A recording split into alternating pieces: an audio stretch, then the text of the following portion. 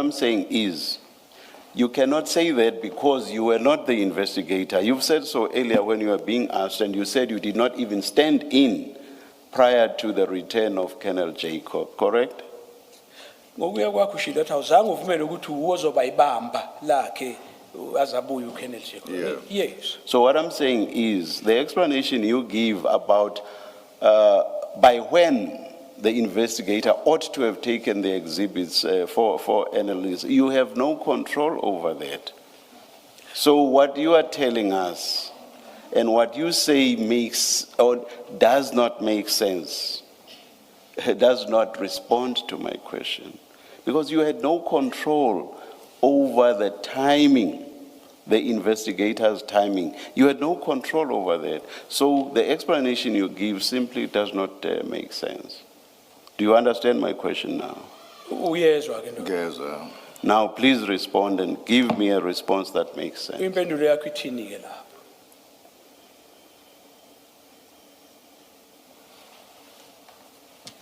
Hey, Hey. le mpendulo.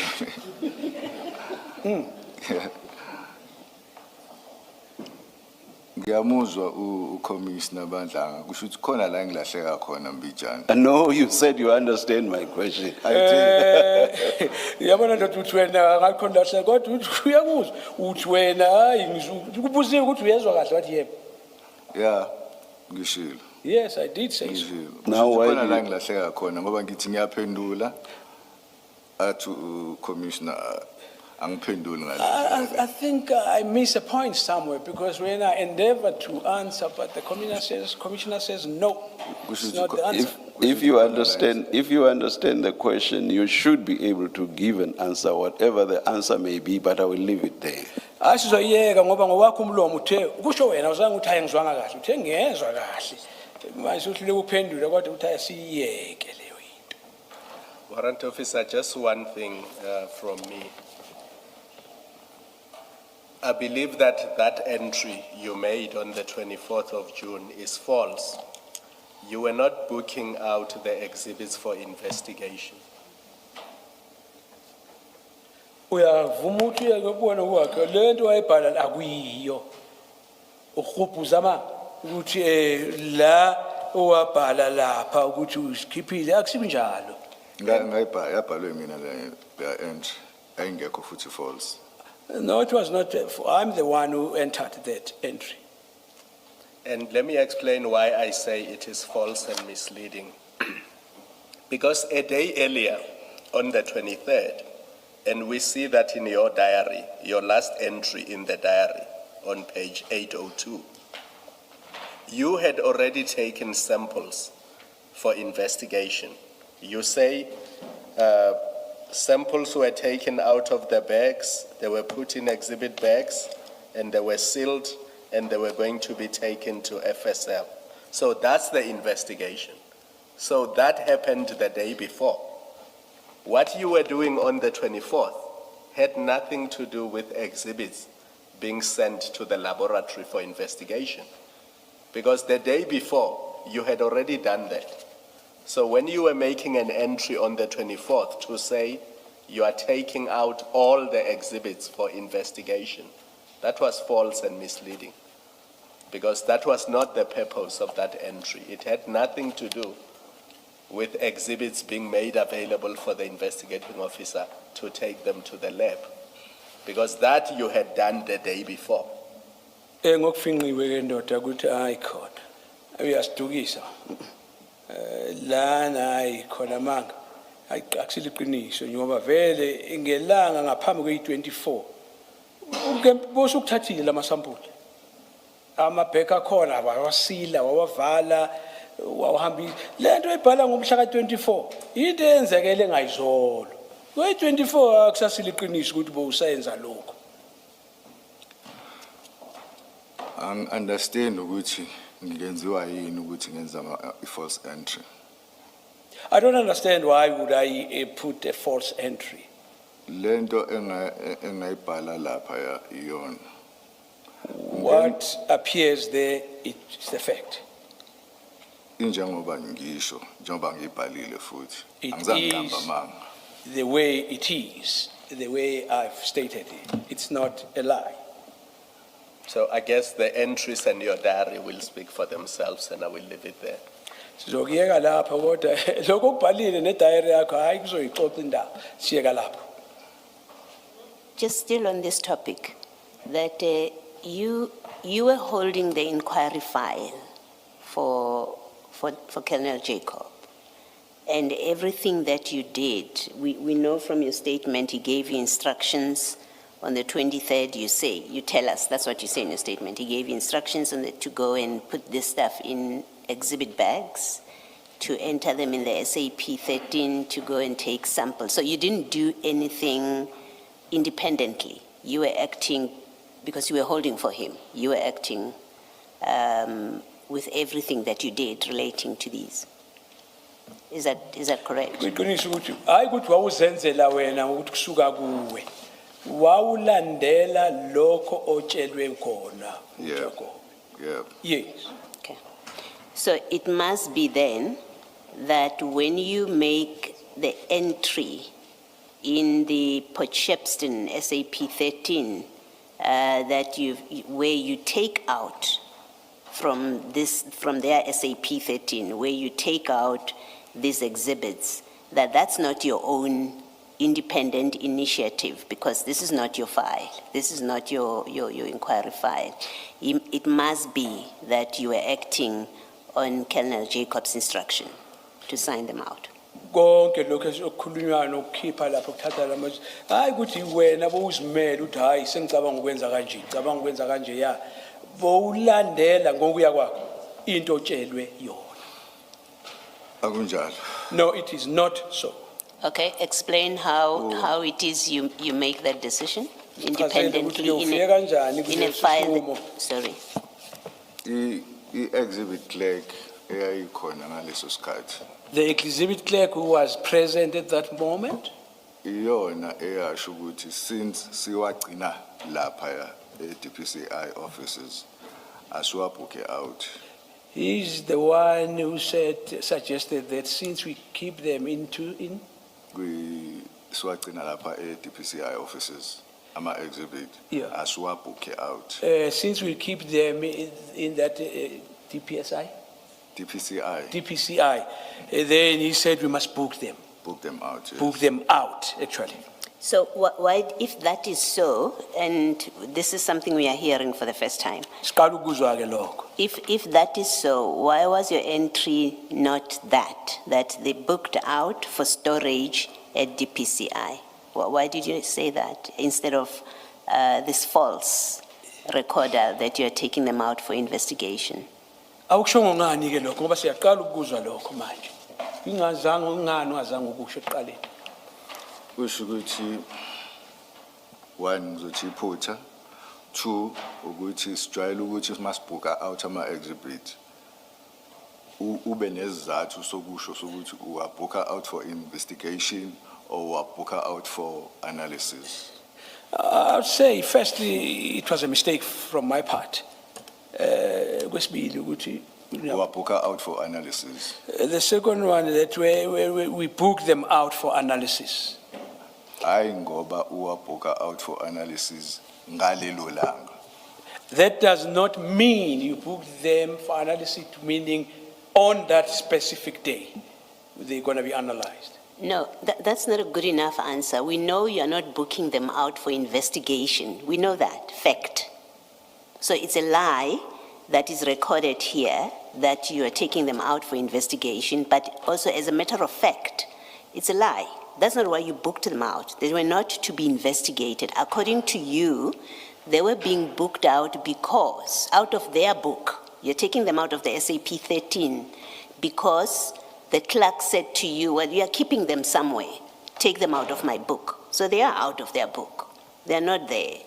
You know at that time, when you make this entry, that you are taking them out of the book because they are stored somewhere, not for investigation, because they are stored somewhere. And my question is, that's what you should have recorded if you were not intending to mislead. If you were not intending to mislead about the purpose of taking them out, because this is misleading.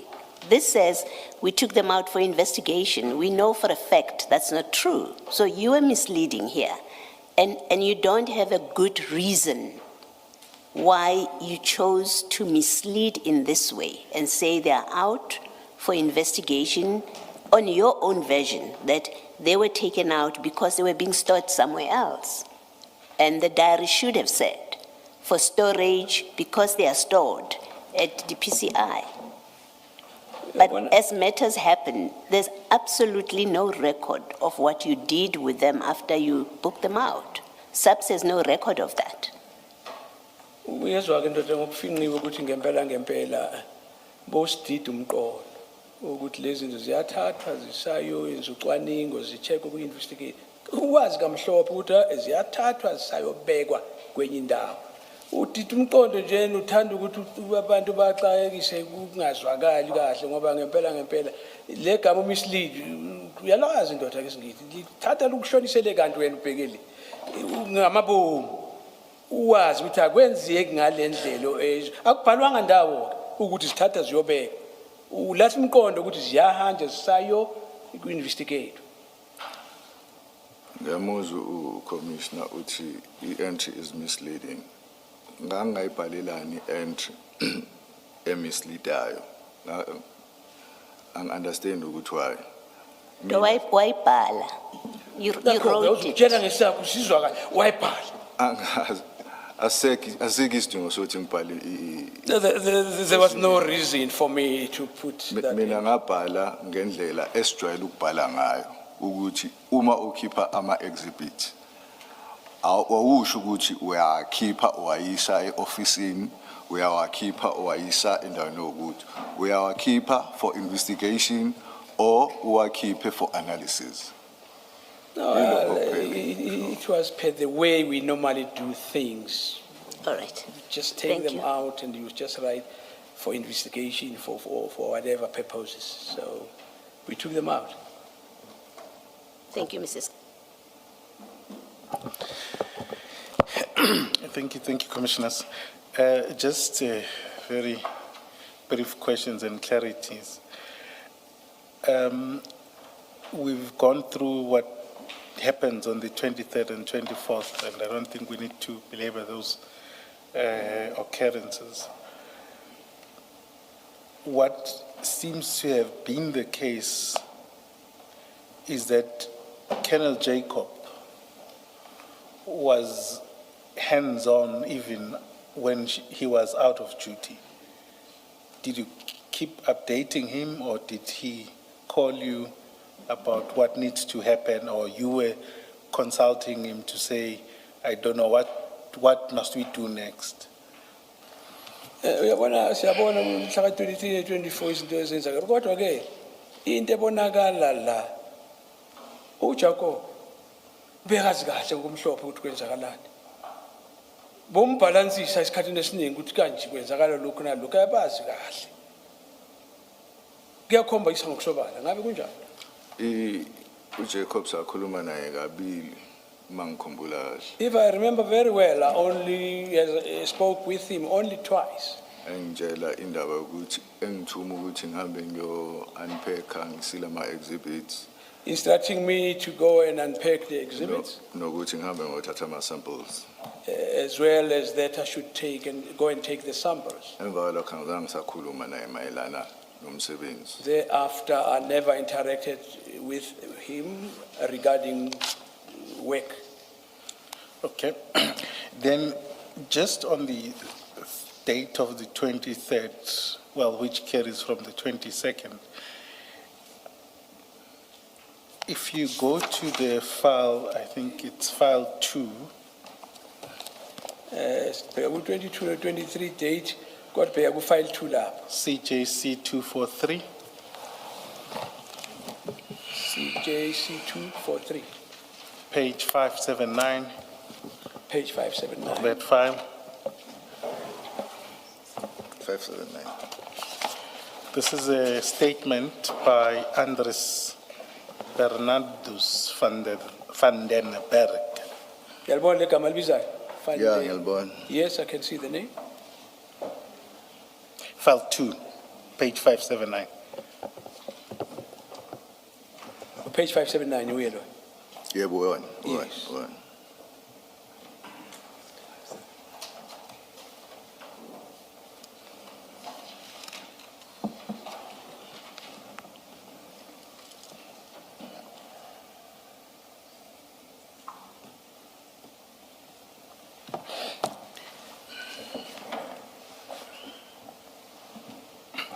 So this is a statement from Anders Warrant Officer van den Berg. I'm not going to go through it at much detail, but if you turn over to page 580, we've heard about what transpired on the 22nd, how the exhibits were handled.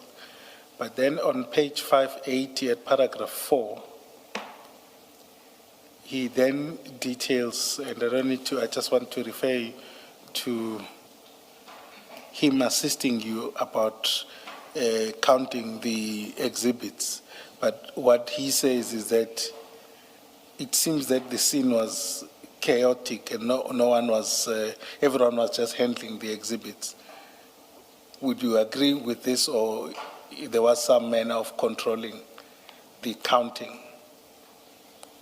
Uyabona ndoda lapha sho ukuthi kwakuyingquveke ebhange lapho nje umunye umuntu ole nomunye le kwakungekho ingathi indlela elandelwayo econtrolekile ukuthi ubani wenza ukwenzani. Ngiyayibona lento ebhalela. I see with that on this. So if there were about, I don't know the math per se, but over 500 bricks, is it 500 bricks? 541. 541. 541 you say. And everyone was moving about. It could have happened that some or people may have tampered with the exhibits. Ngenzeka ukuthi nje abantu bezula phansi phezulu lapho ngenzeka ukuthi bakhona abanye bathi thinta lapho ngali kulama exhibit. Ayikho lento ayishoyo. No, what is saying it's not so. Okay, so it was the integrity of the exhibit was contained. Yeah. Kusho ukuthi wazi kahle kwenzakalani ngalo. Yes. Okay. Then, what is most peculiar for me is what he then says about booking the exhibits. It's the highlighted part. And he says, highlight corner. I also heard the members had to call around for forensic bags, and they spoke to Warrant Officer Mkomo of DFL at my office to arrange forensic bags that they needed. I arranged with Potchefstroom Station that Warrant Officer Mpangase can enter all the cocaine into the sub-13 and sign it out for further investigation, avoiding transporting all the cocaine to the station due to the security risk and logistics involved. I told the station the cocaine was in the process of being moved to Cape Town and it just needed to be booked in and out for the purpose of the chain of custody. Is what he is saying there correct? Uyabona ukuthi into ayishoyo lapho. Kunjalo. Angizange ngizwe ukhuluma kanje. Awuzange? Angizange ngizwe ekhuluma kanje. I did not hear him saying this. Okay. And your interaction with him was just on the counting of the exhibits? Ukukhulumisana kwakho kwakukhulumayelana nokubala kwale ma exhibit. Nokuthi angalamkhumbuli nokuthi ubalwa. I don't even remember who this person is. Okay. No, that's fine. Then,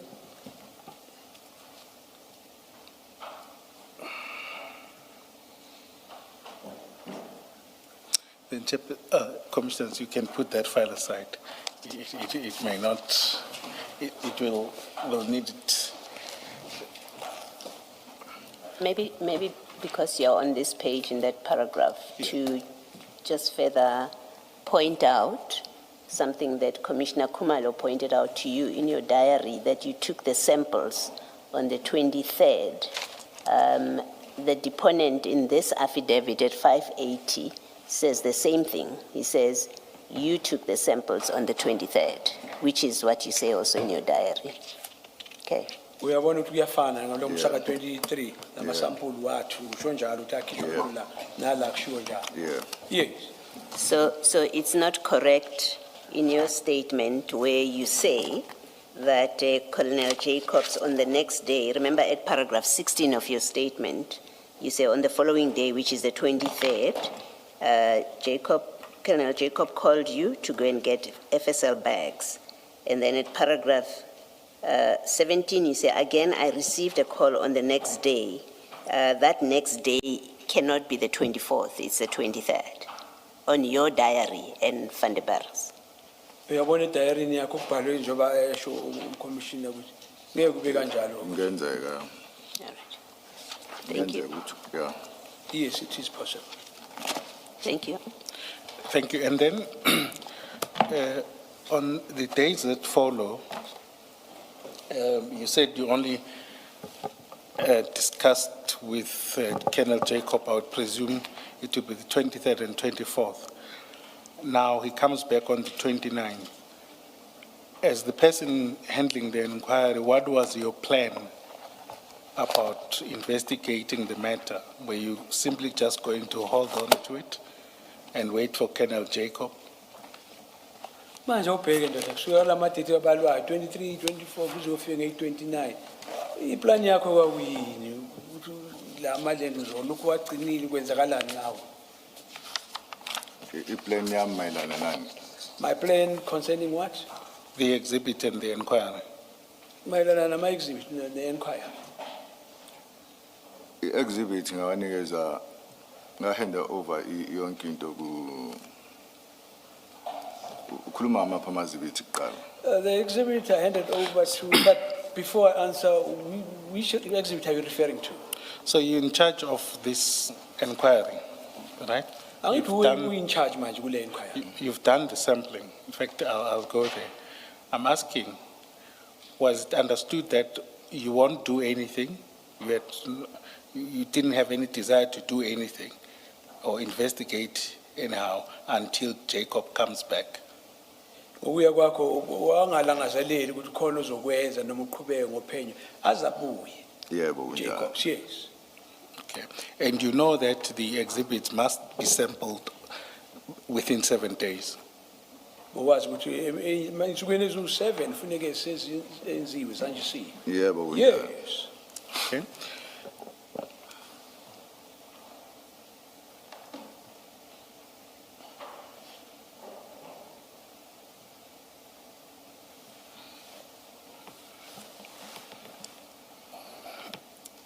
Then when he comes back, this Colonel Jacob, you would have gone with him on the 1st of July to the depot, back to the depot. Did you go with him? Sorry, did you go with him? Mhlaka 1 kuJuly wahamba naye eDepo. Kungenzeka It is kodwa possible. ngikhumbula kungifikile kodwa kungenzeka. I just cannot remember, but it is possible. Okay. And did you take any statements within that month or shortly, either in June or July, from people that were there? Ngabe khona ama-statement awayithatha mhlawumbe kusukela kuJune kufika kuJuly Angizange. kubantu no, Angizange. never. Okay. Thanks. I'll just paint what I see as a picture and you can comment on it. Uzokhuluma kulokho akubonayo. But what seems to have been the case is that two scenarios in which Commissioner Baloyi has pointed out is that either Colonel Jacobs was exploited your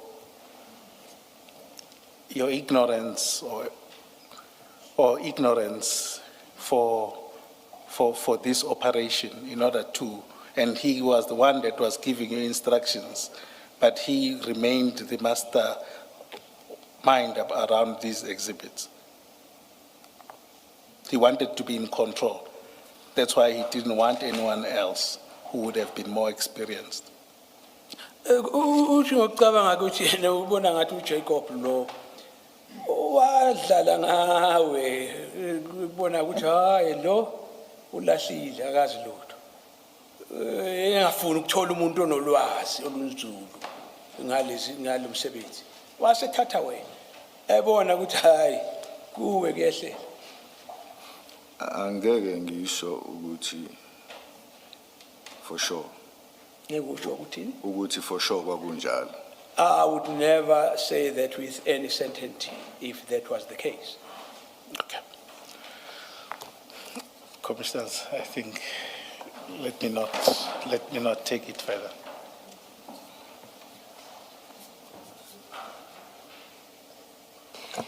Warrant Officer, we got evidence from Colonel Jacob and General Sinona that at some point you left the employ of DPCI. When was this? When did you leave? Kuyezwakele ke ebufakazini beka Jacob no Sinona ukuthi kwaba khona isikhathi la wake wayeka emsebenzini lapha 2021. kwakunini 2021. When in 2021? Nini ngo-2021? November, I think. November. And what was the reason for leaving? Was it retirement? Was it a resignation? That's unclear. We've got contradictory evidence about that. Uyabona kukhona la singezwa kahle khona kuyaphambana. Wayeka ngoba usuthatha impension. Unoma uthatha wayeka noma kanjani? Kwenzakalani? Kunezathu. There are reasons. Personal, but These reasons are personal. ngingasisho eceleni hayi la. I cannot say that in this open forum. So But, it some- was, yeah. It wasn't, you were not due for retirement. Bese ngafika isikhathi uthatha umhlalaphansi. No. Okay. So when Colonel Jacob said that it was widely known in the office that you were planning to retire, and that's how you left, you retired, he's not correct. Manje kwabunayithi hayi kwakwaziwa ubani nobani ukuthi hayi wena vele usufuna ukuthatha umhlalaphansi. Akusiqiniso lokho. Akulona iqiniso leyo. That is not true. Okay. Which is what General Sinona said. He said it's not true that you were retiring. So General No, Sinona kuvumela lokho ukuthi qiniso awuzange ukusho. confirmed what you're saying. Are you presently back in the SAPS? Yebo kunjalo. Yes, that is so. Since when? Kusukela nini? Ngo 14 February. Since 14th February 2026. 2026. Yes. 2026. All right, thank you. Date when the exhibits were stolen, or was it after? Because we know they were stolen during the weekend of the 7th and 8th of November. When did you resign or retire? Was it after that or before that? Phela lezi zinto zathathwa 7 November. Wena sifuna ukwazi ukuthi bosuhambile. Before, Uhambe before. I left before. I resigned before. I resigned before the day. So how did you get to know that the exhibits were stolen? Manje wafika kanjani kuwe ukuthi itshontshiwe wazi kanjani? Uma ngithi I resigned before, ngafaka i-application yokuresigna before ama exhibit antshontsho. Now what I mean, Entshontshwa- okay. Entshontsho ngangikhona angisekhona. Now what I mean by resignation is that I put the application there off. But when they were stolen, I was still around. Can you just explain that a bit? Because your letter of resignation said with immediate effect, or that's what we were told, that you resigned with immediate effect. But if you say you put in a letter and the exhibits were lost while you were still there, it suggests you gave notice. Can you just explain how that worked? And if you can, Khambelani, uyabona nawe umuntu lokhu resign athathe notice. Kodwa ngoyakho uyithi wathi sengizwile ngihamba manje. Uyaresigna manje uhamba manje. Manje usho uthi futhi wawusasekhona. Akhathi sitshontsha uchaza kabanzi. Ngafaka i-application yokuresign. I put in the resignation application. Yaprocesswa ngase ngiyatshela ukuthi ngizoresigna ngoNovember, month end ya November. When it was processed, I was then informed that I was going to resign in November.